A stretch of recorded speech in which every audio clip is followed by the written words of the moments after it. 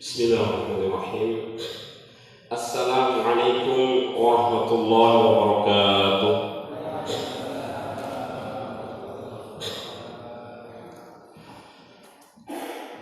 Alhamdulillahilladzi arsala rasulahu bil huda wa dinil haqq liyudhhirahu 'ala ad-dini kullih wa kafa billahi shahida. Asyhadu an la ilaha illallah wahdahu la syarika lah wa asyhadu anna Muhammadan 'abduhu wa rasuluh alladzi la nabiyya ba'dah. Fa innal khairal haditsi kitabullah wa khairal hadi hadi Muhammadin sallallahu alaihi wasallam wa syarrul umur muhdatsatuha. Faqala Allah ta'ala fil Qur'anil Karim, a'udzu billahi minasy syaithanir rajim. Ya ayyuhalladzina amanu taqullaha wa qulu qawlan sadida yuslih lakum a'malakum wa yaghfir lakum dhunubakum wa man yuti'illaha wa rasulahu faqad faza fawzan 'azima.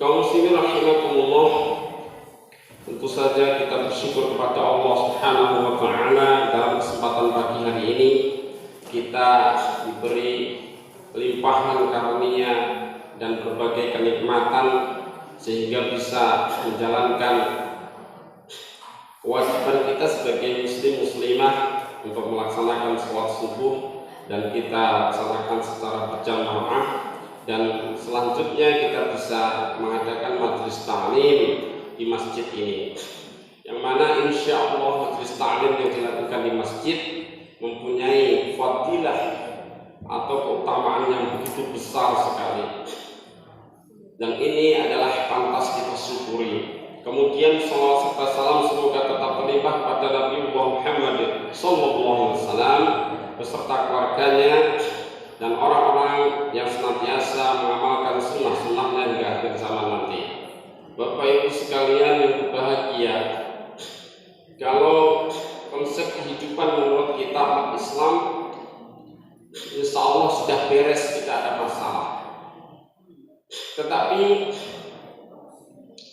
barangkali masih ada yang bimbang ataupun bingung, maka hal ini dikritik atau diberikan pencerahan oleh Allah Subhanahu wa taala di dalam surat Al-Mu'minun ayat 115.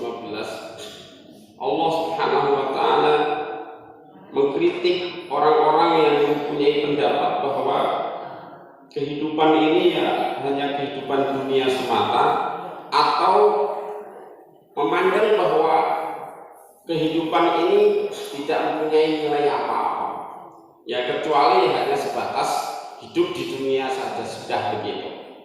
Maka hal ini disampaikan oleh Allah untuk memberikan pengajaran kepada kita semuanya, umat manusia, tetapi khususnya adalah umat Islam, jangan sampai tentunya salah arah. Allah SWT memberikan kritikannya, am hasibtum annama khalaqnakum abasa, apakah kalian menyangka bahwasanya kami menciptakan kalian semua itu abasan, ya sia-sia belaka.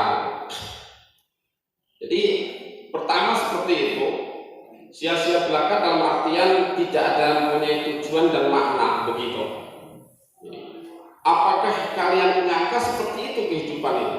Tentu kita sebagai muslim tidak, karena kita insya Allah dari awal ya sudah mempelajari Al-Quran dan sunnah bahwa kehidupan ini begitu bermaknanya ya untuk kita semuanya.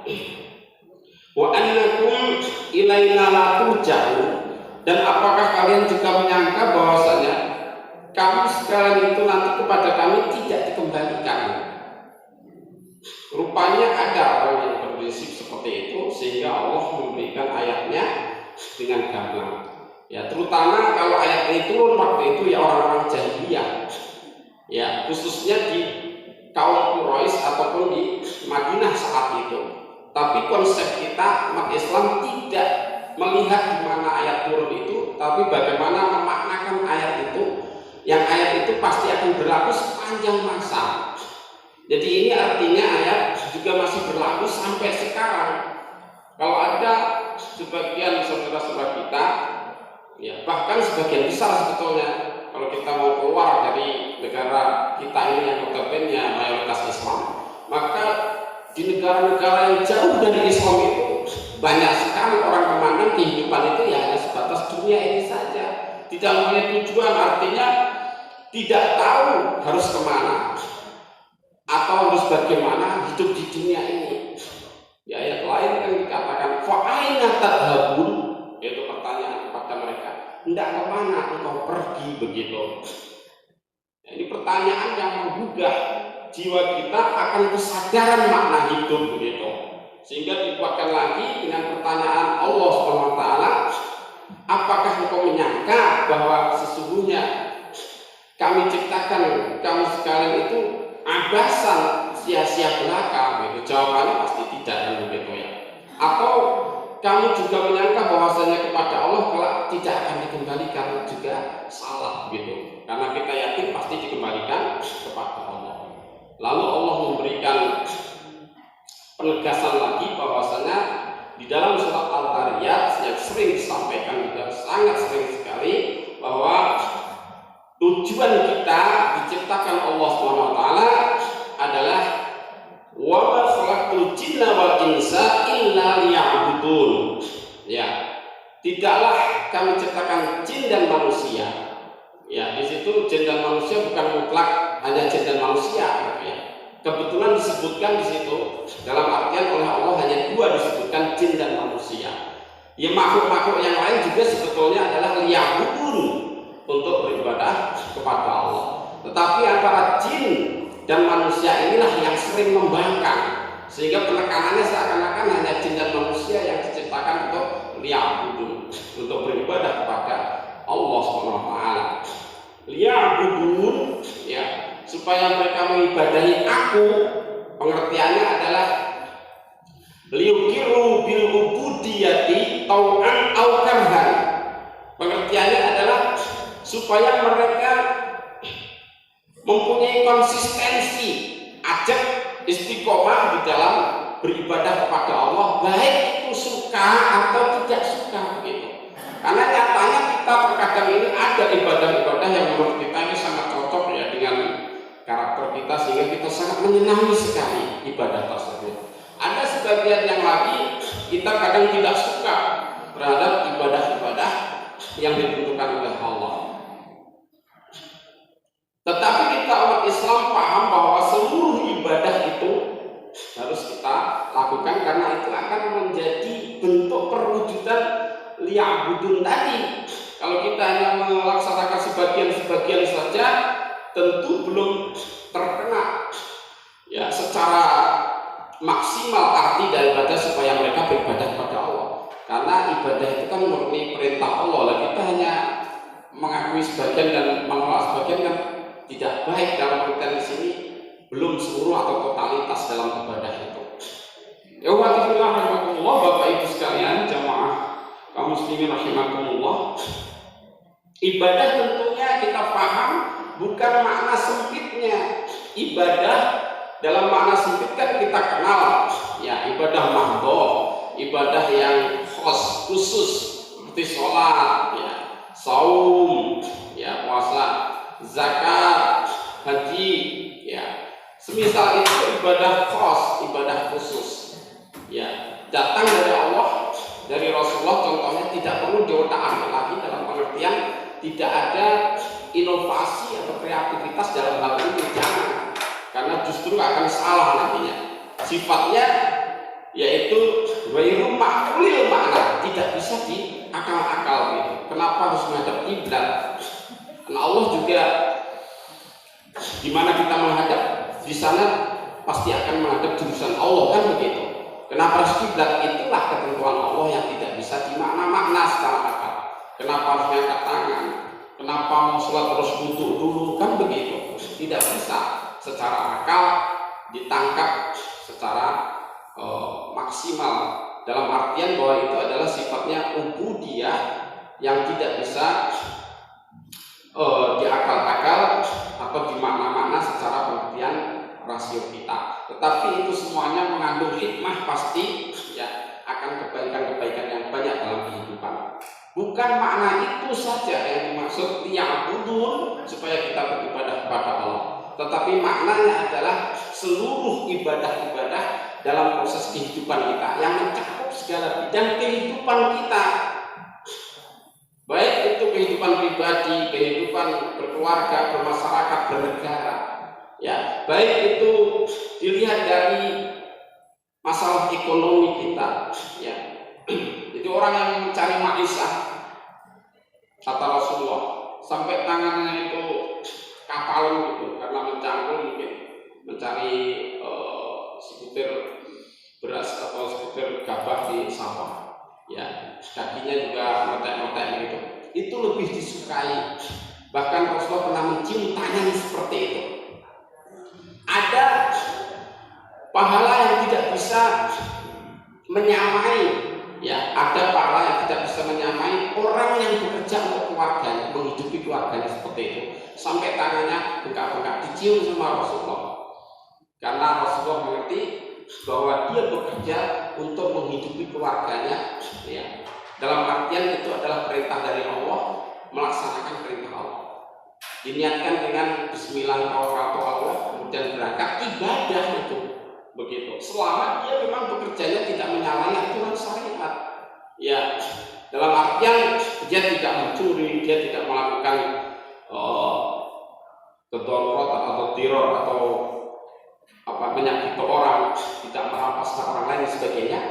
Dia bekerja dengan keras, itu ibadah. Demikian hal-hal lain, ya, termasuk budaya, pendidikan, itu seperti itu. Bahkan sampai masalah politik sekalipun bisa jadi peribadatan, karena memang Islam itu tidak membatasi dalam hal bidang kehidupan. Seluruh bidang kehidupan itu berada dalam konteks koridor Islam kalau kita tidak mencari ataupun tidak mempelajari Islam tersebut. Maka kemudian Allah Subhanahu wa ta'ala sekaligus memberikan, selain tujuan adalah status dan fungsi kita sebagai manusia di muka bumi.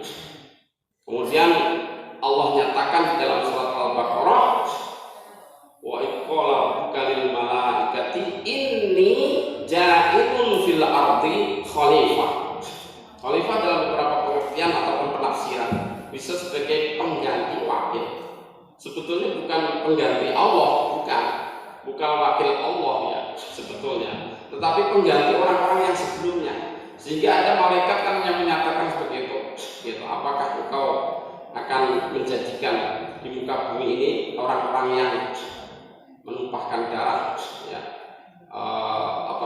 membuat kerusakan dan menumpahkan darah seperti itu? Tahu dari mana? Karena sebelumnya ada, ya, orang-orang mungkin dari bangsa jin seperti itu, ketika dipasrahi, ya, untuk memakmurkan bumi, fungsinya i'marul ard, ternyata malah mengadakan kerusakan, kemudian menumpahkan darah, sehingga bukan protes tetapi bertanya, ya. Kemudian Allah memberikan pengertian, ya, saya lebih tahu daripada engkau, gitu. Ya, khusus manusia ini, ya, yang memang ada pilihan untuk berbuat, apakah kita berbuat mengikuti petunjuk Allah atau tidak, ya. Ketika kita mampu melaksanakan perintah Allah sebagai status dan fungsi kita sebagai khalifah, maka kedudukan kita begitu mulia dan tinggi di sisi Allah Subhanahu wa ta'ala. Tetapi di sisi lain, apabila kita memilih jalan yang salah, maka akan berada dalam posisi yang serendah-rendahnya. Ikhwati fillah rahimakumullah, maka fungsi daripada khalifah adalah i'marul ard, memakmurkan bumi. Dalam artian kita disuruh untuk bisa mengurus, untuk bisa menjadikan kehidupan di muka bumi ini, khususnya kita yang punya konsep Islam, ya, tidak akan terbetik di dalam hati kita untuk membuat kerusakan, tidak ada. Kecuali orang-orang yang benci terhadap Islam, Islamophobia, ya, sekarang suka bakar-bakar Al-Quran di barat sana, di Syria dan lain sebagainya, itu pasti, ya, mengklaim atau menjustis Islam itu agama teroris, Islam itu agama yang anti intoleransi dan sebagainya, dan seterusnya begitu, yang buruk-buruknya, padahal tidak ada sama sekali konsep itu di dalam kitab kita Al-Quran. Mungkin sebagian umat Islam salah langkah mungkin ya, sehingga menjadikan buruk ya, persediaan buruk terhadap Islam itu sendiri. Ada memang yang kita akui, tapi kalau kita mundur sedikit saja, nggak pernah Islam itu mengajarkan memulai peperangan ya dalam konsep yang luas yang besar. Misalnya perang dunia baik satu maupun dua dalam sejarah nggak ada yang dimulai oleh umat Islam, nggak ada. Gitu. Bahkan kebanyakan umat Islam jadi korban gitu. Nggak ada pembunuhan semisal yang dilakukan oleh orang Yahudi, orang Jerman, Hitler, apa namanya itu kejadian Holocaust apa itu namanya, yang bunuh orang berjuta-juta orang Yahudi, disisakan sedikit oleh Hitler gitu. Ya, dibantai habis, hampir-hampir ya genosis gitu. Ya, penghabisan satu suku atau bangsa. Nggak ada konsep kita, nggak ada. Malah harus saling menjaga. Ya, bahkan kita sadar bersuku-suku berbangsa-bangsa lita'arafu, untuk saling mengenal begitu. Supaya kita paham, mengenal, memahami saudara-saudara kita sebagai manusia begitu. Kemudian di sisi lain setelah itu pasti kita akan bisa saling bekerja sama untuk mewujudkan tujuan kita umat Islam. Kita yakin tidak semua manusia pasti ikut Islam, kan kita yakin seperti itu. Pasti ada yang nggak mau mengikuti keyakinan kita. Ya, nggak mungkin begitu masuk Islam 100%, nggak mungkin di dunia ini.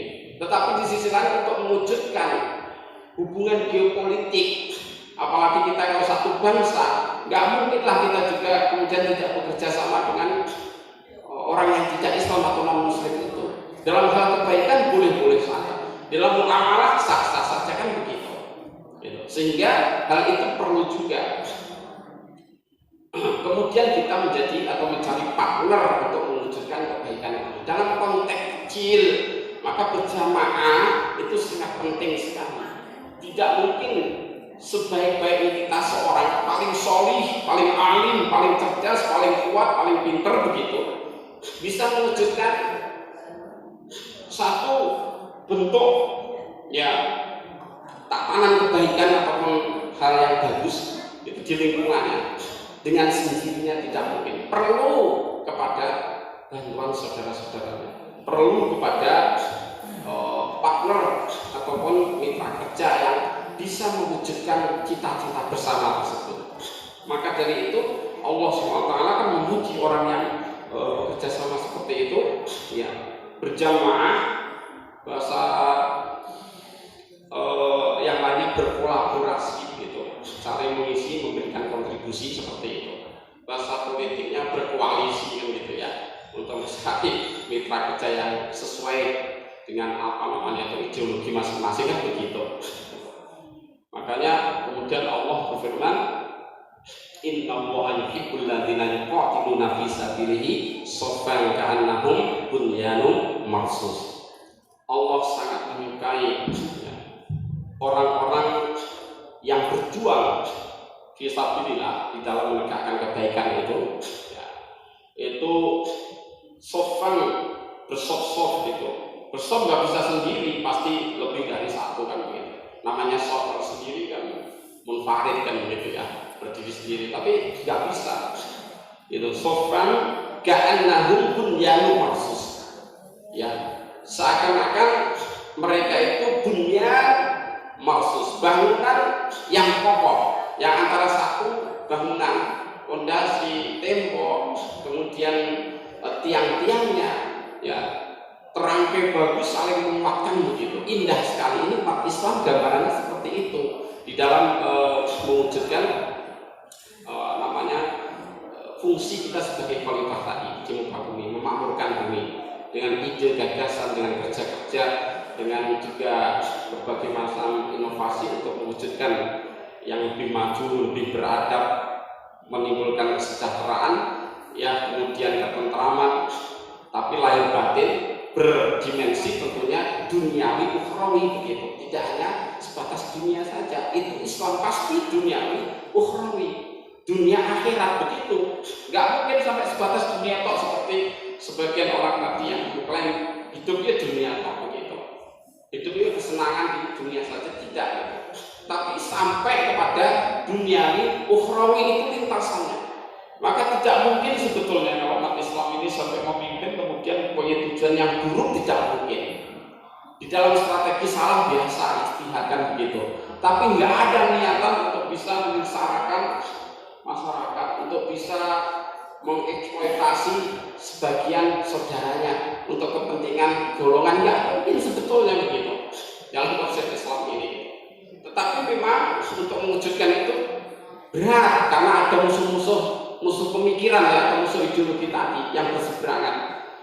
Barangkali kita punya prinsip seperti itu, menanamkan kebaikan gitu ya. Tetapi orang-orang yang berseberangan pemikiran terkadang bersifat lain ya, hanya untuk kebutuhan atau kepentingan golongan, hanya untuk mengeksploitasi sumber daya alam, manusia dan sebagainya, tetapi kepentingan-kepentingan tertentu saja, tidak untuk kehidupan secara seluruhnya, begitu maksudnya. Itu bedanya ya. Bagaimana kalau manusia seperti itu? Ya kita sebagai muslim tidak ikut-ikutan, tentunya tidak harus permisif, tapi harus tetap tegak di dalam konsistensi awal tadi, yaitu bahwasanya kita yukiru bil ubudiyah tawan atau karhan tadi, terus tetap tegak menyatakan diri kita beribadah. Makanya Allah menyatakan ubudullah hatta ya'tiyakal yakin, teruslah beribadah kepada Allah dalam artian menegakkan kebaikan-kebaikan. Bukankah kita ini umat Islam sudah diklaim oleh Allah Subhanahu wa taala, kuntum khairu ummatin ukhrijat linnas. Kalian umat Islam itu yang terdahulu sampai nanti di tengah masyarakat itu khairu ummatin, sebaik-baik umat manusia begitu. Sebaik-baik umat manusia ya. Ukhrijat linnas, yang dikeluarkan untuk manusia. Kita sudah kuntum khairu ummatin. Sebaik-baik ini klaimnya Allah, bukan kita ya. Gitu. Sehingga tinggal kita menyesuaikan sesuai aturan Allah Taala supaya bisa tampil. Kenapa? Ya, karena ta'muruna bil ma'ruf pertama itu senantiasa untuk menyuruh kebaikan, menegakkan sesuatu yang luhur. Ya, budi pekerti yang luhur di tengah-tengah masyarakat. Kemudian watanhauna 'anil munkar. Di sisi lain selalu menghindar, mencegah, menghalang-halangi kemungkaran, begitu konsep ini. Dilandasi apa? Watu minuna billah. Ya, amar ma'ruf nahi munkar. Iman pada Allah itu sudah menjadi ciri kita ini kuntum khairu ummatin. Atau kita itu kuntum khairu ummatin, sebaik-baik umat. Cirinya apa? Memerintah kebaikan, ya, mencegah kemungkaran, beriman pada Allah, begitu. Jadi sebetulnya cukup sederhana sekali konsep umat Islam, tetapi adalah konsep yang betul-betul pasti, tidak menggoyahkan tujuan daripada diciptakannya kita. Bahkan kita paham akan status dan fungsi kita sebagai khalifah fil ardh, khalifah di muka bumi. Maka dari itu, supaya tidak meluas kemana-mana, kita mendesain pribadi kita masing-masing untuk mengarah kepada sebagai ciri-ciri kuntum khairu ummatin, dan sebaik-baik orang tadi. Dan seminimal-minimalnya mewujudkan kita sebagai khalifah fil ardh di muka bumi secara pribadi masing-masing, bukan kolektifnya. Seminimal-minimalnya adalah apa yang disampaikan oleh Rasulullah, bahwasanya khairun nas, sebagai manusia itu anfa'uhum linnas, yang paling bermanfaat bagi manusia lainnya begitu. Dan juga bagi perkembangan kehidupan kita, supaya apa? Supaya tujuan bahwasanya kita ya'budun, beribadah kepada Allah, tidak dibatasi pada yang mahdoh tadi, tapi seluruh daripada aspek kehidupan kita gitu. Ya, baik itu di keluarga, sekali saya ulangi, lingkungan, masyarakat, bahkan kita bagian berbangsa dan bernegara itu. Terus kita ambil kesempatan tersebut, ya, barangkali bisa mengejawantahkan wujud kita sebagai hamba Allah atau Abdullah, hamba Allah yang lebih sempurna dari sebelum-sebelumnya. Demikian yang bisa saya sampaikan pada waktu kesempatan pagi hari ini. Mohon maaf atas segala kekurangan. Mari kita mohon kepada Allah Subhanahu wa taala supaya kita bisa mendapatkan petunjuk, hidayah, dan juga kelompokkan menjadi orang-orang hamba-hamba Allah yang bertakwa kepada Allah SWT. Allahumma sholli ala Muhammad. Allahumma sholli ala Muhammad wa ala Muhammad walhamdulillahi rabbil alamin. Hamdan yuwafi ni'amahu wa yukafi mazidah. Ya Rabbana lakal hamdu kama yanbaghi li jalali wajhikal karim wa 'azimi sultanik. Rabbana zalamna anfusana wa illam taghfir lana wa tarhamna lanakunanna minal khasirin. La ilaha illa anta subhanaka inna kunna minal zalimin. Allahumma arinal haqqa haqqan warzuqna ittiba'ah wa arinal batila batilan warzuqna ijtinabah. Rabbana atina min ladunka rahmatan wa hayyi' lana min amrina rashada. Rabbana atina fid dunya hasanah wa fil akhirati hasanatan wa qina adzabannar. Subhana rabbika rabbil izzati amma yasifun wa salamun 'alal mursalin walhamdulillahi rabbil alamin. Aku qouli hadza fa astaghfirullah li wa lakum wa billahi taufiq wal hidayah. Assalamualaikum warahmatullahi wabarakatuh.